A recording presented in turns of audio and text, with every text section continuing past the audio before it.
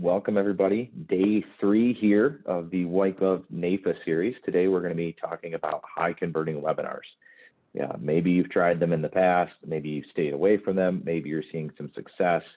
What we want to do today is show you exactly the tactics that we've learned that will work to change a webinar into a high converting webinar. Keep those people on the entire time, make sure that they attend, and make sure that most importantly, they're booking appointments with you. So we covered what White Glove does, kind of on Monday. Yesterday, we talked about doing some prospecting seminars and the best tactics for that. And today, we're going to talk about that secret sauce of hosting high converting webinars. Tune in tomorrow where we're going to talk about the digital landscape, where you should be on social media and how you create a virtual presence. And then Friday, we're going to pull all of this together, seminars, webinars, digital, what you need to have a marketing plan as opposed to a shiny object, test here, test there, without ever really finding out what works. So for those of you tuning in for the first time this week, White Glove, we always strive to provide a solution for advisors and not tools. So what we want to do is help you focus on two things: speaking to prospects and working with your current clients. Anything else that you do outside of that, trying to be a marketer, trying to be an event planner, trying to be a social media wizard, that's taking you away from your primary purpose in this industry, and that is to help your clients and to talk to new prospects, fill up that lobby, even if it's a virtual one. So today what we're going to do is we're going to talk about, how to plan for a webinar, what we've learned over the last couple of years now. It's been almost 2 years, a year and a half, but we've learned that there's some challenges that advisors face and that everybody faces when transitioning to webinars. So we're going to help you kind of overcome those hurdles. There's a lot of things to consider, and it's easy to just get down into the weeds and get lost in those details.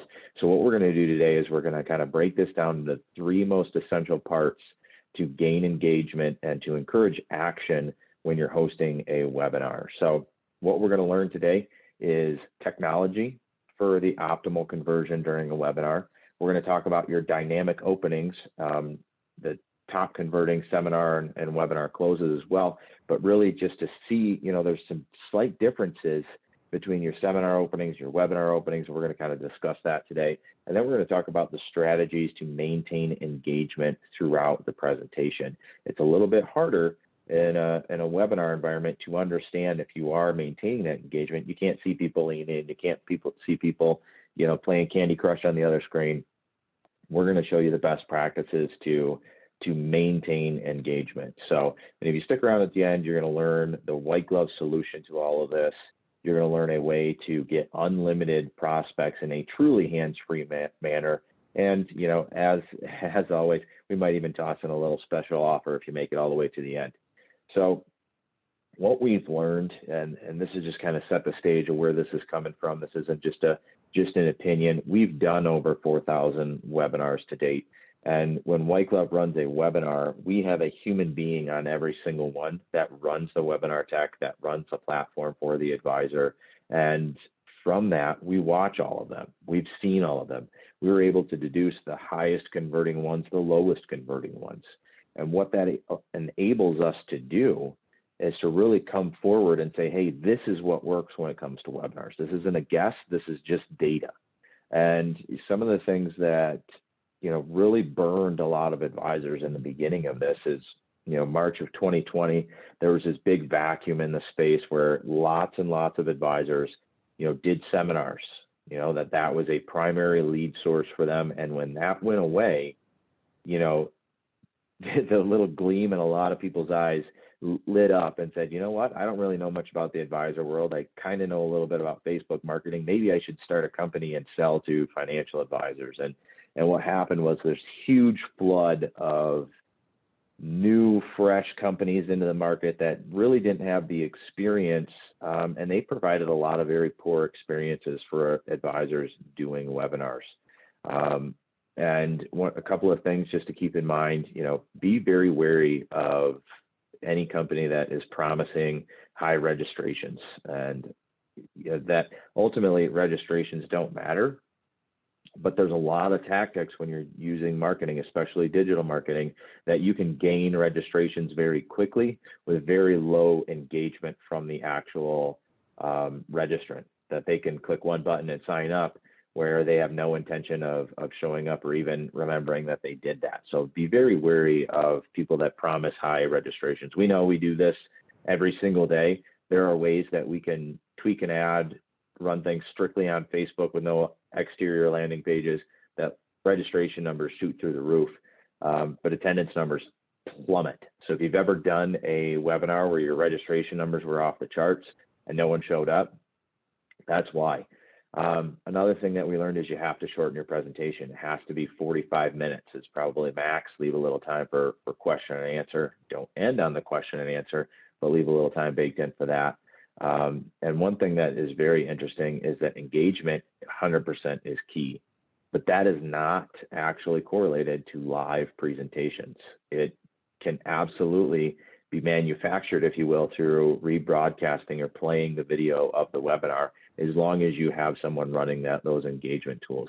And what we found was there's only really one difference between doing a webinar live and doing it pre-recorded with the engagement tools going on. And that is the risk associated with doing it live. You might, say the wrong thing. You might not hit the close as strongly as you would have liked, but more importantly than that, there's that risk of tech failure. There's the risk the internet goes out. There's the risk that Zoom isn't working, whatever that may be, where you remove the majority of that risk. If you do that pre-recorded, you edit it, you audit it, you watch it beforehand so that you're not playing that, or you're not just practicing in front of your prospects, right? That you're actually playing something that is professionally done and looks great, and you hit all the key points. And the attendees still view it as live, especially when you're using the engagement tools that we're going to discuss here in a little bit. So the very first thing let's dive right into is technology for optimal conversions during webinars. How do you get those appointments? How do you get that audience engaged? How do you get them to pay attention? And a lot of that is a tech stack. So let's talk about this, what you need to set up before you actually launch into a webinar. First thing that you should do is get a calendar app. You should, Calendly works. It's free for most subscription or for most models. Otherwise, it's pretty inexpensive. I use it, but there's other Calendly apps out there as well, and some of your carriers and even broker dealers and FMOs might even provide you with a calendar app. But ultimately, what you need to be able to do is make it as easy as possible for those attendees to book a meeting right when that light bulb turns on. And different than, a seminar where you have to wait all the way until the end and then say, okay, go meet somebody in the back of the room. If your very first section, your very first point really hits home, you want them to be able to say, ooh, I'm going to grab a time right now because I have a question on that, right? And the first thing you need to do is just get that calendar set up, get that link so that you can put that out in the question and answer. You can put that out in the chat function while you're doing the webinar.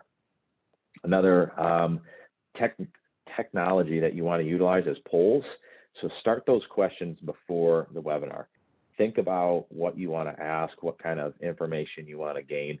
The nice thing about this is when you're running those polls and you're getting those answers back, you're probably going to ask some very common questions. It's not necessarily about the answers, right? And that sounds strange. Why would you ask questions if you're not concerned about the answers?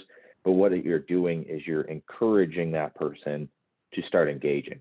Now they understand where the chat is. They're clicking on the button. The pop-up is on the screen. They're filling out the poll there. What they're doing is they're interacting with the webinar, and now that is set that, okay, well, this is how these work. It's interactive, so I better pay attention. The other thing is allowing their feedback, allowing them to answer in, gives that impression that they're going to dictate what comes next in the presentation. Especially when you're doing pre-recorded, this is a great way to, make that engagement stick when you're doing, when you're showing a video and you're running those engagement questions. Is anybody here concerned about Social Security? Yes or no, right? You can guess what the answer is that's going to be, right? Does anybody think taxes are going up, or do you think taxes are going down, right? You put those questions out there, you get those answers, and then that bakes right into that presentation. Seed questions is a really interesting option to do too. And what you want to do is you want to prepare all these before the webinar, get these things written down. And ultimately, when you're doing your webinar, and even when it's recorded, when you're going to say, okay, are there any questions, right? Again, don't end on a question and answer. I'll talk about that a little bit later, why you don't want to do that. But during the presentation, maybe close to the end, maybe you're 75% of the way through, you're going to start asking, are there any questions? Now, what you do is you have this option when it comes to tech is that you can have them chat, where if they chat, everyone gets to see it, right? Or you disable the chat and you use the question and answer functionality of the webinar. What that means is when I type in a question, the only person that gets to see that question is the presenter. So you don't know what other people are asking when you're watching that webinar. So what you do is you're shooting the recording, you're getting this prepped ahead of time, you stop for the portion, well, let's see if there's any questions, fill this in, okay, and then you're going to answer the questions that you want to answer, right? You've prepared these beforehand, before the recording. There's some gaps in the presentation where this might be a trigger to get someone to commit. You can also use a little bit of soft embedding of next steps when you use these questions, right? Like if White Glove was doing a webinar, I might say, oh, hey, what questions does anybody have here? Oh, Tom, I see Tom requested in, hey, I'd love to buy 17 webinars from White Glove. How quickly can I get started? What do I do? Oh, that's a great question, Tom. Let me answer that for you, right? Now, obviously, you don't have to make it that obvious, right? But if you plant those seed questions and you use the Q&A, there's a two-part beneficial to that. One is you're answering the questions that you want to answer, right? You're still giving quality information to the people that are attending the webinar.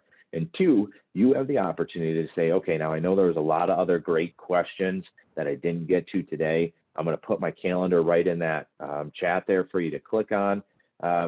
Please grab a time. We're going to spend 15 minutes. We're going to answer your specific questions. And I've blocked out the next 2 weeks to have some open availability to answer such questions. It's not going to be a sales pitch, but I know there are some great questions that were posed that we don't have time today to get into, or some of them are just too detailed that wouldn't be applicable to everybody. So happy to answer those, but let's grab a time that we can talk one-on-one virtually here. Boom, right? Now, not only are you using the seed questions to keep the conversation going, help it appear live, but you're also using it to book more appointments during your event there. And finally, before you ever set up a webinar, before you start, broadcasting that and getting people to show up, make sure that you have a video created that you can send out after the webinar is open or after the webinar is done, right? Webinar is over, we'll see about 45% of the people that register attend. That means a good almost half of your leads there did not watch the webinar, have not seen your face, right? So you create a short video introduction, maybe do 2 of them. One, thanks for their showing today. We cover a lot of great material. I wanted to give you the recording just to make sure that you can rewatch it when you have some time, or share it with your friends and family. Feel free to forward this along, blah, blah, blah. Here's the recording. Thank you. The other video you shoot says, sorry you couldn't make it today. We covered some great topics. I've attached the recording so you can still watch this at your convenience. And if you want to just get your questions answered, here's my calendar. Please find a time. I'm happy to spend 15 minutes with you just answering, some of your basic questions and seeing if there's something I can do to help you when it comes to your generational planning, concerns, or whatever that happens to be, right? But have that video done, make it look nice, make it a little bit conversational. You should showcase a little bit of personality in it. You don't want it to be too stiff. Use some hand gestures like I'm doing. You don't have to do, kung fu fighting or anything like that, but make sure you're leaning in, look off to the side once in a while. Just make it seem very human. And that's going to get your registrants to either watch the video, or see a lot of advisors, they send that follow-up video with the recording, and people book a time without even watching the webinar. They had concerns. They thought, man, I'd love to listen to this for 45 minutes. And they thought, 45 minutes is a long time to sit on Zoom. But hey, I would gladly grab 15 minutes with this professional and just have them answer my questions directly. But get all that stuff prepared. before you actually start out and start doing a webinar. So get your calendar set up, make sure you have some poll questions to push out to the audience to answer live while the webinar is going. Get those seed questions and bake that into your presentation to offer a Q&A and then answer those specific questions. The reason you don't want to do a Q&A at the very end is because that's the last message that all of your attendees are going to hear. And you want to control that message. You don't want it to be a specific question from an audience member. And then have that follow-up video. Have that ready to go. So immediately after that webinar is over, you can go out and you can show your face to those attendees and those registrants. There's some really great ways to embed video directly into a email. There's some services out there that you can pay for, like BombBomb. You can do a Zoom recording and just screenshot a picture of it and then link it right in the video. Host it on YouTube as well. There's some really easy ways to do that. Or if you're using White Glove, we actually do that for you in our post-event nurturing program.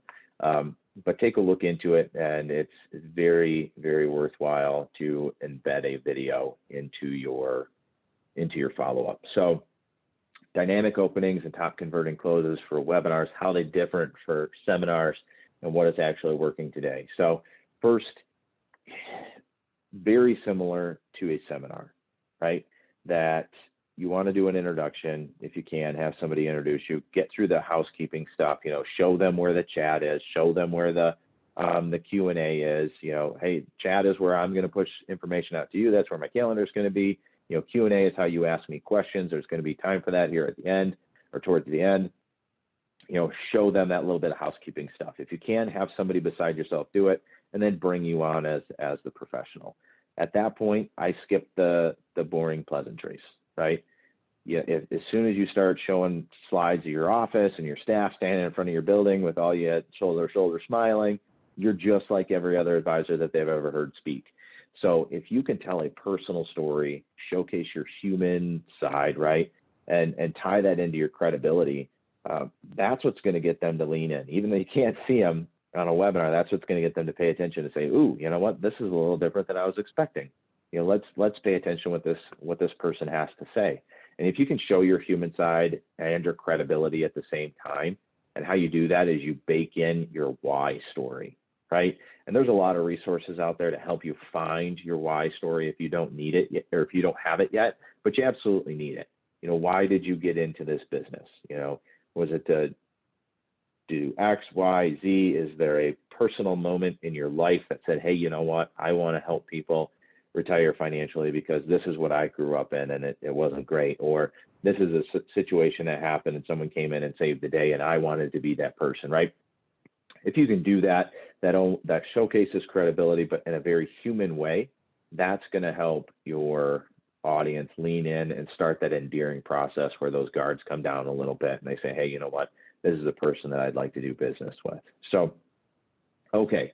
You've been introduced, you've gone through the here's the Q&A, blah, blah, blah. You've done your why story. One other thing that is very powerful to do is to give an agenda. Say, these are the 3 items that we're going to cover today, right? That's what I did at the beginning of mine. I said, we're going to cover X, Y, and Z. It's never about who teaches the most. So it shouldn't be A, B, C, D, E, F, G, H, I, J, right? It should be X, Y, Z. And what you want to do is help them build a mental checklist. These are the 3 things that you're going to learn today. What that does is it allows your prospect, your attendee to, stay focused even when something maybe isn't applicable to them. They went through section 1, that was great knowledge. Now you're in section 2, doesn't really apply to me. I'm going to start, you're kind of losing me here, but I know I have 3 boxes in my brain I need to check. I checked 1, we're right in 2. I got to stay around and check 3. Your brain naturally wants to complete processes. It just wants to. So if you can help them build that checklist, then they're going to pay attention to all 3 sections so that they can check that off for you. And one of the nice things about that too is it makes sure it keeps the presentation moving forward. If I know I have 3 things to cover and I've now on section 2, I know there's one more section to go. If you don't give them a clear agenda, they're thinking, man, how much longer is this going? I've already been on here for 20 minutes. I don't see an end in sight. You're going to start losing them. Okay, so give them an agenda, make sure they understand what's coming, and focus on trying to have clear set segments. The bonus part of doing that is then you can have trial closes in each segment. And finally, one other thing to think about is slides over content. So what I mean by that is, in a webinar, movement is key. You want things to keep moving forward. You might want to be talking about a lot of things, and there's other bullet points on your slide that you don't get to, but gives them something to read. But also, you want those slides to keep moving forward, because that gives that a presence that that presentation is moving on. You know, when you're standing in front of an audience, there's a lot of movement. You can walk back and forth. You can make eye contact. You can do hand gestures. That gives a lot of the impression that, hey, things are going. And a webinar, not so much. They're primarily looking at that one slide, right? Like, how long has this one slide been on my screen? Probably too long. But if I'm clicking through, I'm making movement happen. I'm going back and forth, you know, I'm going through the process. What that does is it gives that impression that the presentation is moving forward. So a better best practice is what I should have done on this slide specifically. I should have made this 4 slides and then just boom, boom, boom right through it. And then you guys wouldn't have been quite as bored just staring at the same slide for 2 minutes here. But think about that. It's not about adding more content. If anything, half the time I watch advisors' webinars or listen to them, I'm like, take half of that out, because you can only remember so much, right? Take half of that out, but expand on it and then make those slides move forward. So one of the benefits of having clear segments is you can have a trial close throughout each segment. You know, the last thing you want to do is blindside your attendees at the end and saying, okay, now you have to book an appointment with me. They should know throughout the entire thing that that is an option and that that is expected. So when you do a segment and when you finish it, it's a great opportunity to offer the calendar, to encourage them, hey, if you have specific questions, you know, this section we just finished talking about was on Roth conversions. And if you have concerns on that, please grab a time right now. We're going to take care of that for you, you know, blah, blah, blah, right? You do that on the first section. The second section, maybe you tell a little story, right? You use a different tactic when it comes to closing. So the first one, you're doing the straight, just, hey, if you have concerns. The second one, you tell a story. Hey, I recently did one of these webinars, you know, John Smith, after I got through the section on tax, he booked an appointment right on the calendar there in my chat. We ended up having a 15-minute conversation. That led to a second appointment where I saved him $17,000 in taxes this year. And that's what I want to do for you. And it may not be applicable, but man, isn't it worth that 15 minutes?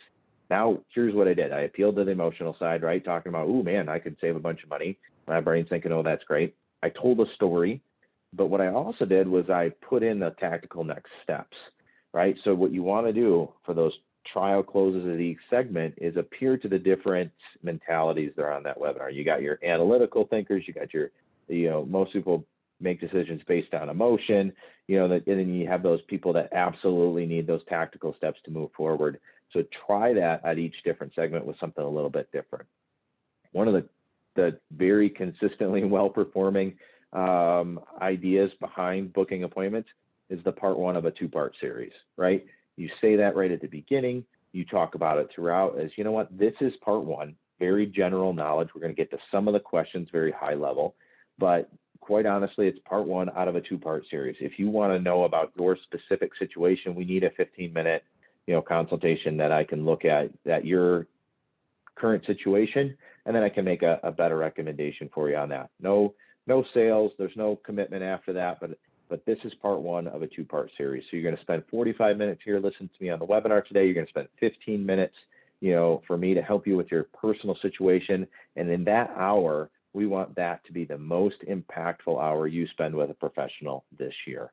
And an hour of your time to have a little bit more comfort when it comes to your retirement or to relieve your concerns about your taxes, you know, that is something that not only do I truly feel would be important to you, but that you walking away from that meeting feeling confident, feeling informed, and feeling like you can do this, that's what I want to do for you today, right? But this is part one out of that two-part series. And then finally, use stories throughout, pushing data, pushing facts, pushing here's the giant chart of the different, tax codes and all that kind of good stuff. Okay, yes, there is places for that, right? There are those analytical thinkers in the audience that need to see that stuff in order to move forward. There's the emotional thinkers in the audience that see those types of facts and say, okay, this guy knows what he's talking about. I don't need to dig into it. But when you can tell stories, it does two things. One, it endears your audience to you, right? That there's a human being, that there's a person on the other side of this camera, and that they have a real life and they might care about me.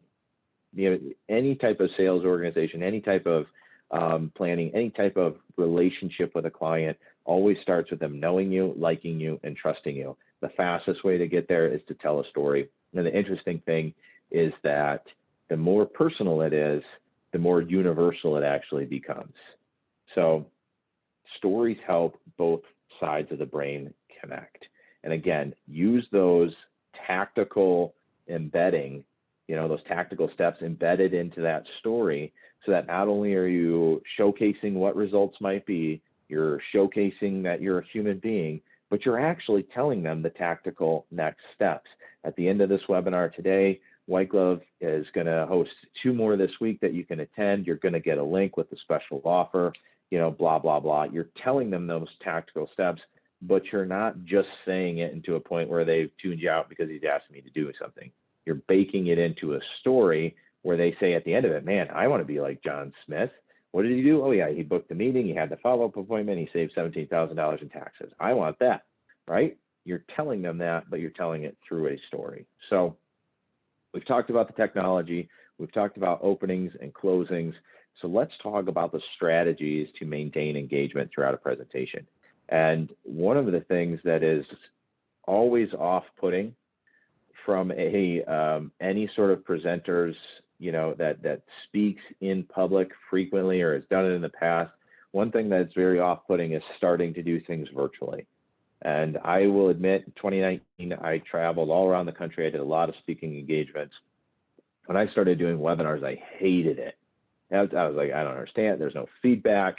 I can't have the same passion. I can't tell jokes. I can't tell if people are laughing. I can't tell, if it's going over their head or if they're all buying in and they get it. Like, it's just difficult, right? And it was uncomfortable.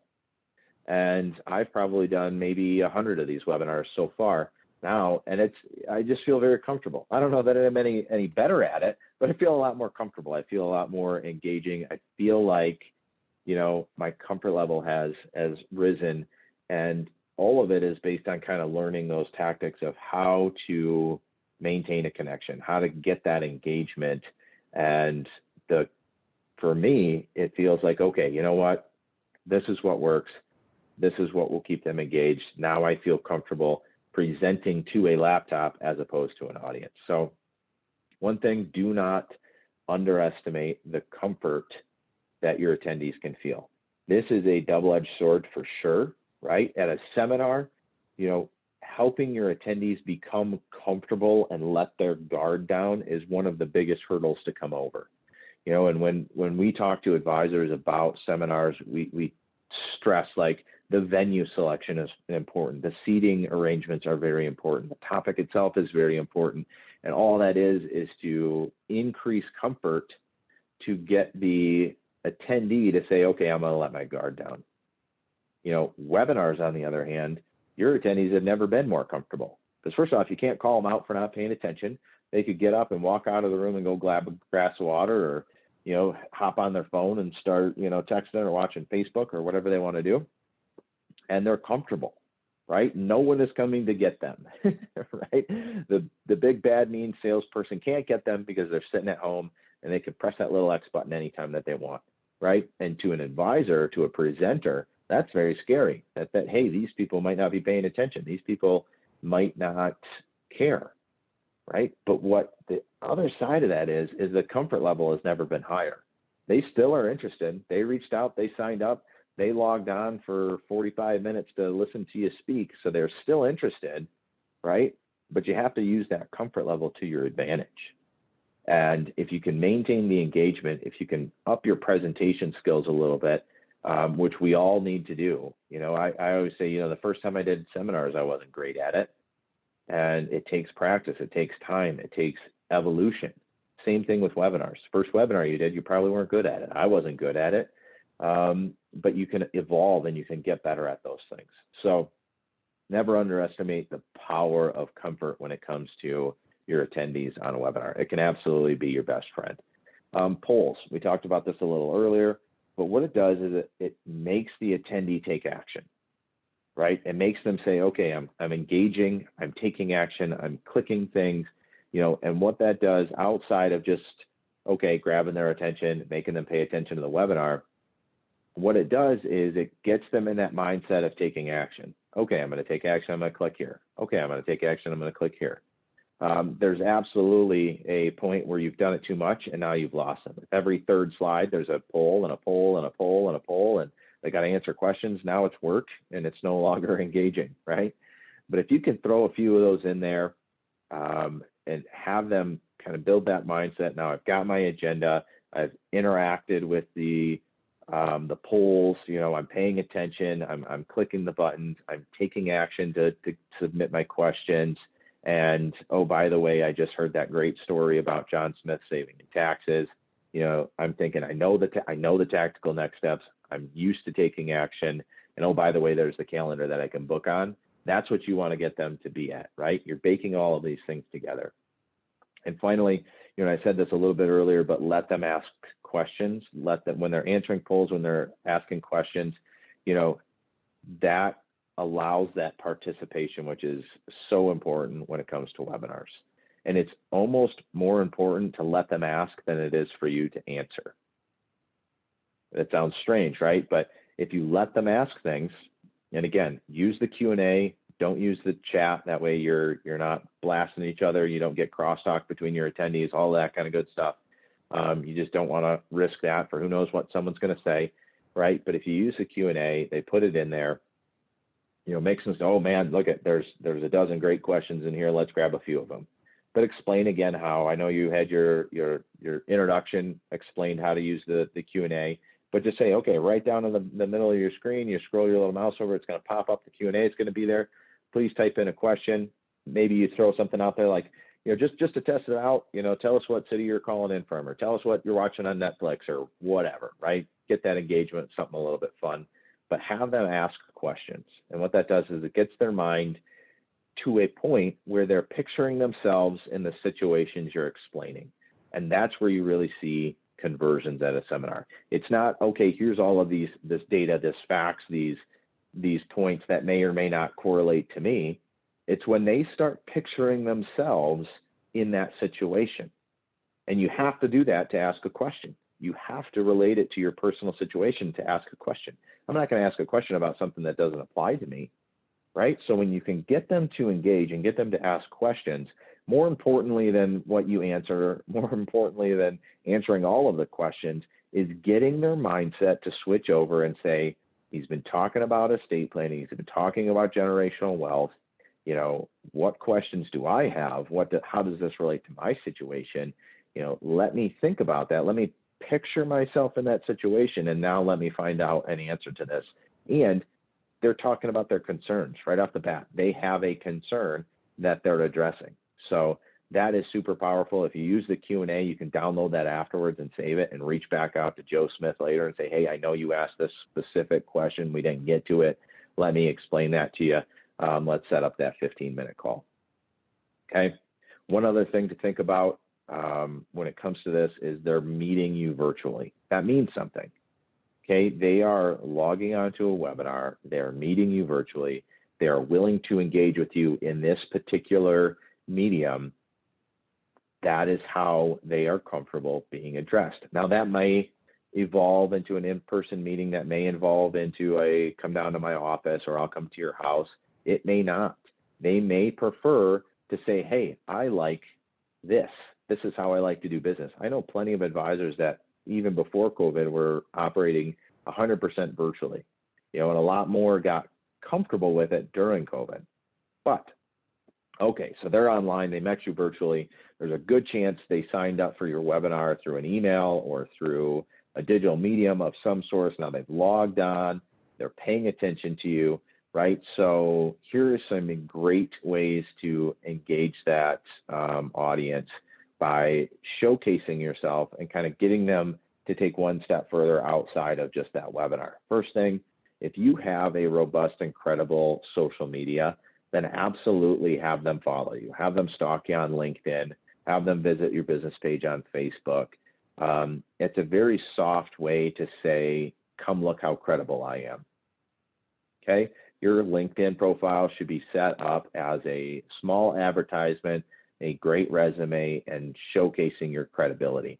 And when they find that themselves, that is much more powerful than you telling them that, right? All those things that you desperately want to say at the beginning of your seminars, how great your practice is, how nice everybody is, how XYZ accolades, that comes off as hollow when you tell people that.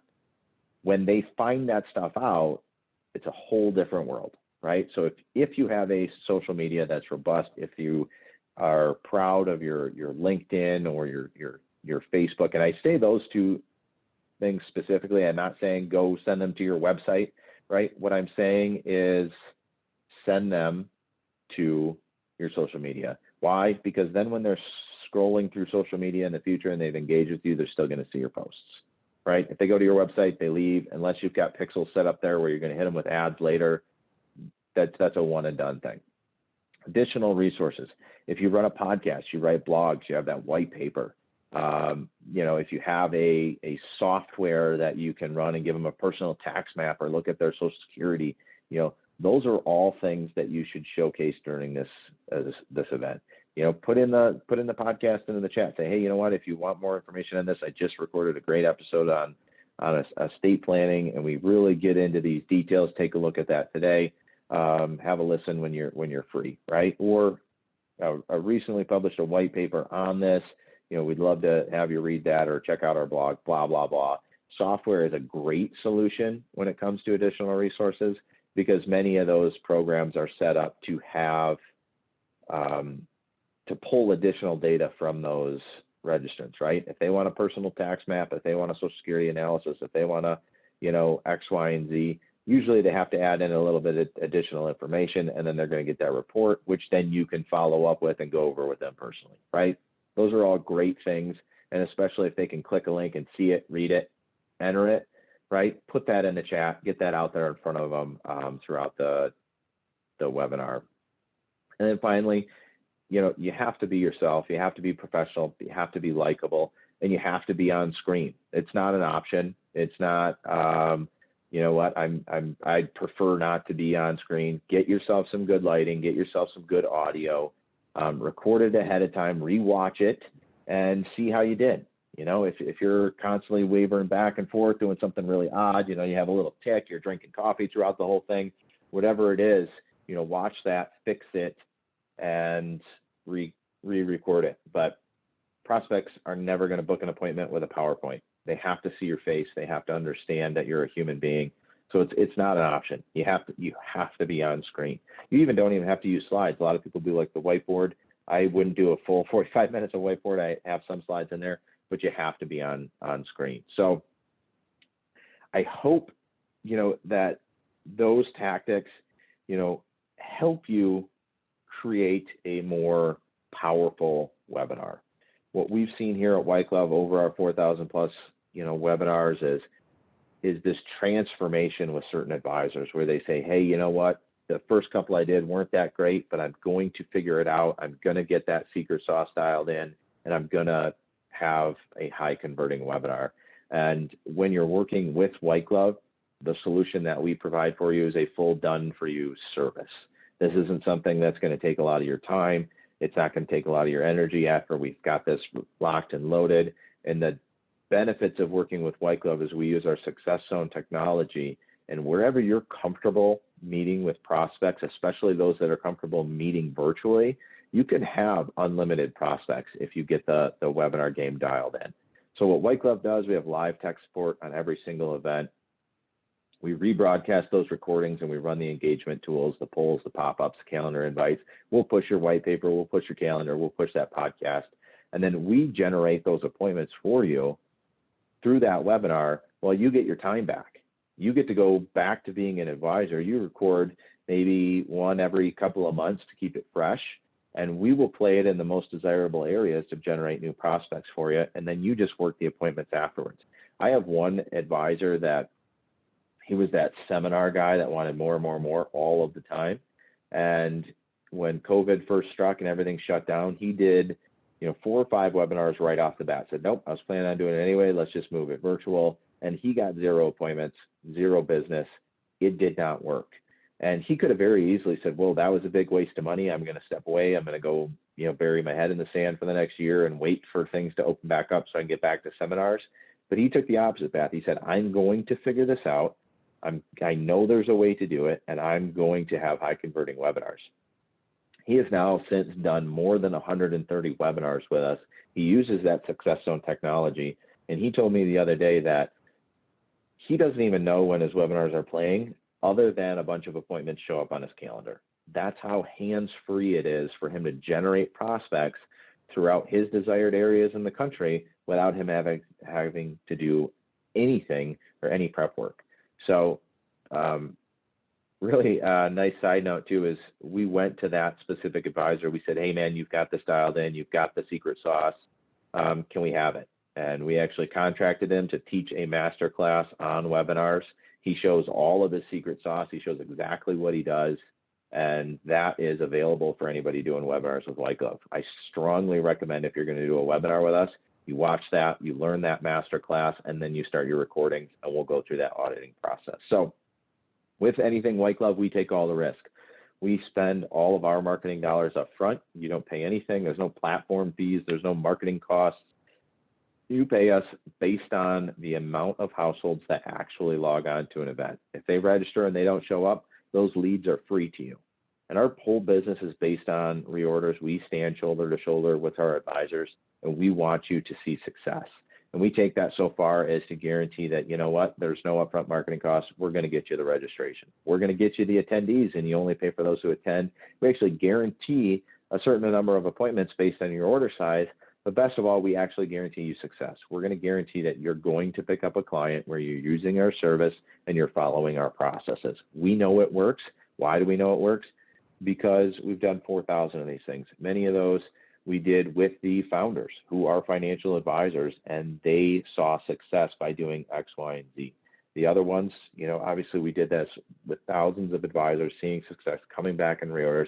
We had over 90% of our advisors that booked with us last month were advisors that were reordering because they had seen success in the past. So when you use the webinar system, right, when you record that, you get that high converting webinar in the can. White Glove's running those engagement pools live. There's a human being running those webinars live. And you add that into our success zones, that's how you get unlimited prospects, unlimited meetings without doing any additional work. What is a success zone? Basically, it's the tool on the back end White Glove has used for the last 6 years to identify areas where high-performing seminars would occur. Now we know the data for webinars and direct appointments, but what we're able to do is say, hey, this is the correct area that has the demographics that you want, that has demand for advisors, and they want this particular topic. So we'll actually tell you all of that. We'll look into your area, we'll look into your desired zip codes and say, hey, you know what, that's not going to work, or this is going to work, or whatever. If you're like the gentleman that I was talking about earlier that's done 130, he just says, line them up in success zones. I just want the ideal demographic, and I want them to attend, and I want them to book appointments. I don't care where that is. And can you get me 100 households this month? And then White Glove gets to work doing that. What we are able to do is to see where there's areas of higher demand and less saturation. That way we're targeting the right household at the right time to give you successful events without you having to have guesswork. Now, you can get a free marketing analysis. We'll look into your area. We'll do all of this for you for free without you working for us. You can reach out and say, hey, I heard Brad on that webinar. I want a marketing analysis. I want to know what's available, and we'll do that for you. But if you pair that rebroadcast webinar technology, the success zones of where there's going to be people that want to meet with you. Again, you can have unlimited prospects if you overcome that hurdle of maintaining engagement, booking appointments, and closing business virtually. So real quickly, I'm going to fly through the free support that we have for all of our events when it comes to before and after.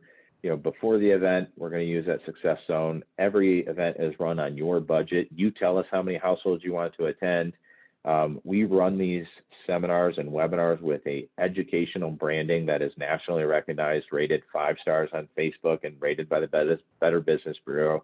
And you get to present as a professional selected to be a speaker for that educational brand. We do all of this without you paying us a single cent up front. After the event, we know that the highest conversions, especially when it comes to webinars, is the people that call immediately after, that hit all those registrations with a robust follow-up. And we took all of that work off your plate as well. So not only do you get all those no-show contacts for free, but we're going to work them for you to generate you more appointments.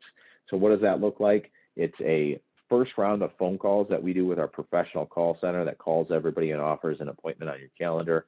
It's text messages, and then it's email campaigns, all branded to you with an introductory video, like I was mentioning earlier, as a best practice, all driving them to book a consultation on your calendar for you without you doing any of the work. These are campaigns run by White Glove.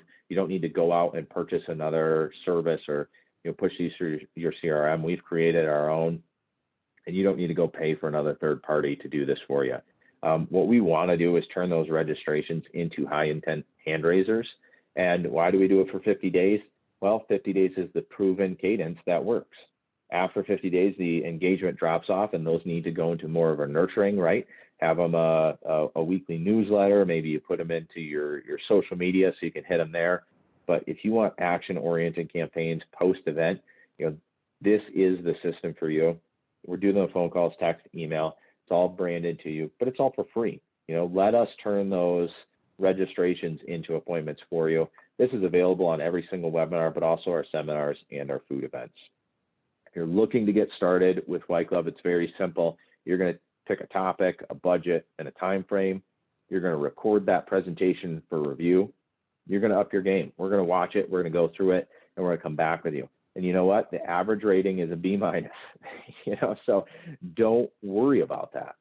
This is an opportunity to improve, and it's not anything to dismiss. If you're going to put this in front of prospects, make sure that it's at the highest level of conversion possibility, right? And after that, once we've got that, you're just going to sit back and you work those appointments. I think if this was 2018 and I told advisors that they could record one presentation and work appointments for the rest of the year, I would have sold out in a day.